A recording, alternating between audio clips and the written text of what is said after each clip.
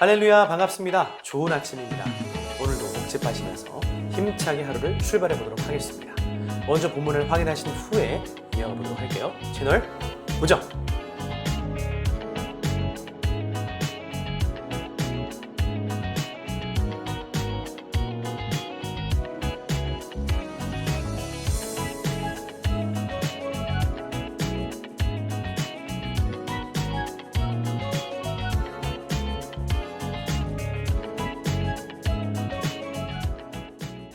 요한복음 11장에는요, 죽은 나사로를 살리신 예수님의 이야기가 기록되어 있습니다.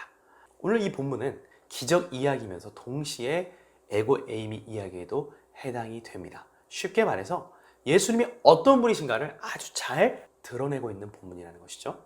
먼저 1절을 보니까 마리아, 마르다, 나사로 이 가정에 문제가 생겼다는 것을 알 수 있습니다. 바로 오라버니 나사로가 병들어 죽게 된 것이죠. 5절에서도 사랑하시더니 라는 표현을 보니까 예수님이 이들과 특별한 관계였다는 것을 알 수 있습니다. 우리는 누가복음 10장을 통해서 예수님께서 이미 이 가정을 방문하셨다는 것을 알고 있습니다. 그 유명한 마리아와 마르다 이야기, 여러분 생각나시죠?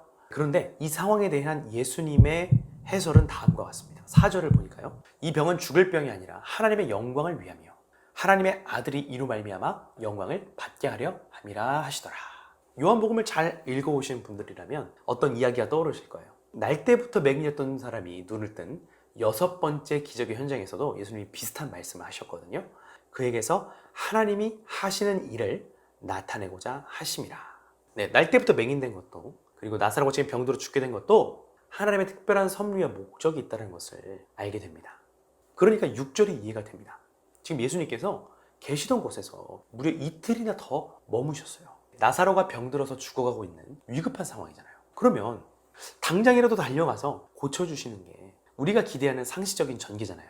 하지만 예수님은 우리의 상식적인 예측이 아니라 하나님의 뜻, 하나님의 시간 안에서 움직이고 계십니다. 그 안에 결코 넘어짐은 없습니다. 그것이 바로 9절과 10절의 비유가 말씀하고 있는 바예요. 요한복음에서 빛은 예수님이시거든요.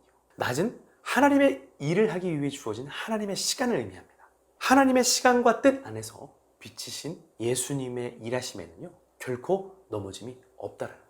그래서 예수님의 타이밍은 정확한 것입니다. 14절에 기록하듯이 나사로는 이제 죽었어요. 예수님도 이미 그것을 아셨어요. 그를 살리심으로써 하나님의 영광을 드러내시고 부활이요 생명이신 예수님을 나타내시는 것입니다. 이 큰 그림을 알 리 없는 제자들은요, 지금 아주 순수하게 반응들을 하고 있습니다. 그런데 15절을 보니까요, 이 제자들에게도 새로운 믿음을 주시고자 하는 것이 주님의 마음이었다는 것을 알게 됩니다. 여러분, 오늘 본문을 살피시면서 어떤 생각이 드셨습니까?